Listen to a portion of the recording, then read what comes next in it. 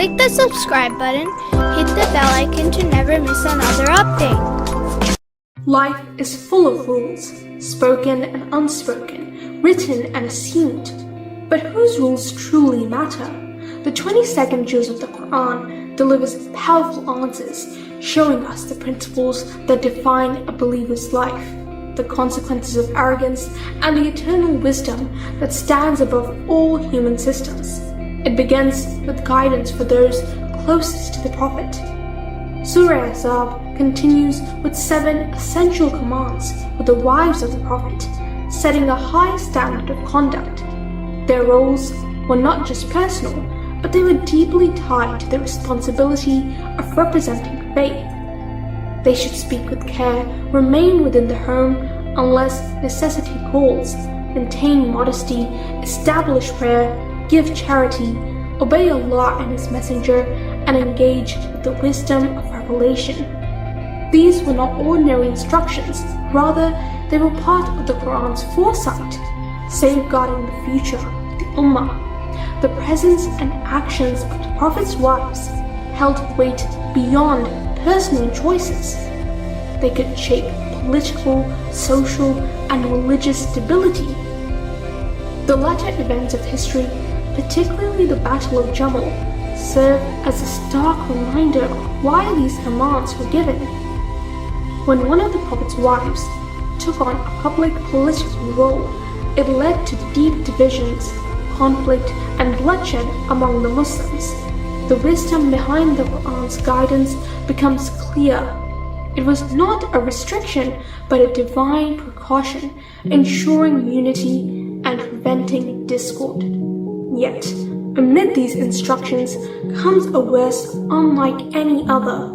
The verse of purification declares Allah's divine will to remove all impurity from the Ahlulbayt and purify them completely. While the surrounding verses address the Prophet's wives, authentic narrations affirm that this verse refers specifically to the household of the Prophet. Imam Ali, Hazrat Fatima, Imam Hassan, and Hussein. It is a declaration of their spiritual purity, elevating them as examples of righteousness. Then, 10 defining virtues of believers are highlighted: faith, devotion, truthfulness, patience, humility, charity, fasting, modesty, remembrance of Allah, and the ability to guard one's purity.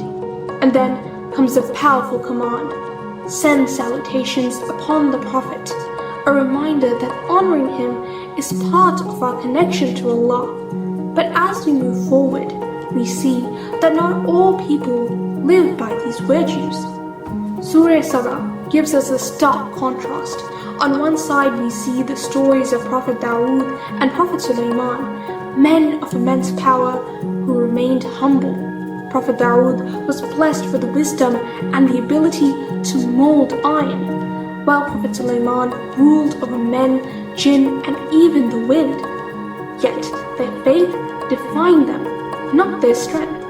On the other side, the people of Sabah had everything: lush lands, prosperity, and ease, but their arrogance led to destruction.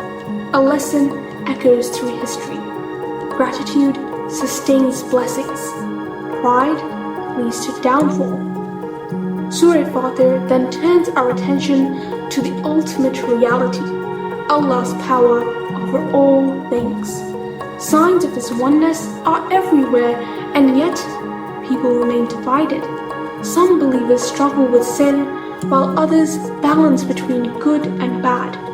And then there are those who dedicate themselves completely to faith. The question is, which group do we belong to? And are we ready for the day when our deeds will be weighed? Finally, Surah Yaseen begins, a chapter known for touching hearts. It opens with a reminder of the Prophet's mission and the stubbornness of the Quraysh who rejected the truth, despite the countless signs around them. Their fate was sealed by their own choices. But what about us? Are we embracing the message or ignoring it like they did? The 22nd juz is a wake-up call.